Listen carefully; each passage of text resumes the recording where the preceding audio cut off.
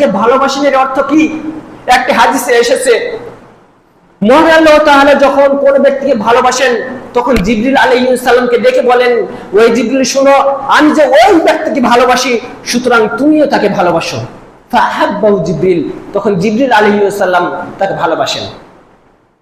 যখন জিবরিল আলাইহিস সালাম তাকে ভালোবাসেন, তখন আসমানে যে সকল ফেরেশতা রয়েছে, তখন তাদের মধ্যে জিবরিল আলাইহিস সালাম ঘোষণা দিয়ে দেন, আল্লাহ তাআলা অমুক ব্যক্তিকে ভালোবাসে, সুতরাং তোমরাও তাকে ভালোবাসো। সুতরাং আহলুস সামা যারা রয়েছে, ফেরেশতাগণ, তারাও ওই ব্যক্তিকে ভালোবাসতে শুরু করে। তারাও যখন ওই ব্যক্তিকে ভালোবাসতে শুরু করে, তখন জমিনের মধ্যে যারা মানুষ রয়েছে তাদের মধ্যে তার গ্রহণযোগ্যতা তৈরি করে দেয়। এই জন্য ভাববেন না যে সেলিব্রিটি ভিন্ন জিনিস, কিন্তু যদি মানুষের গ্রহণযোগ্যতা দুনিয়ায় থাকে, তার একটি অন্যতম কারণ হচ্ছে মহান আল্লাহ তাআলা তাকে ভালোবাসেন। প্রিয় ভাইরা, এই বিষয়টি লক্ষ্য রাখবেন।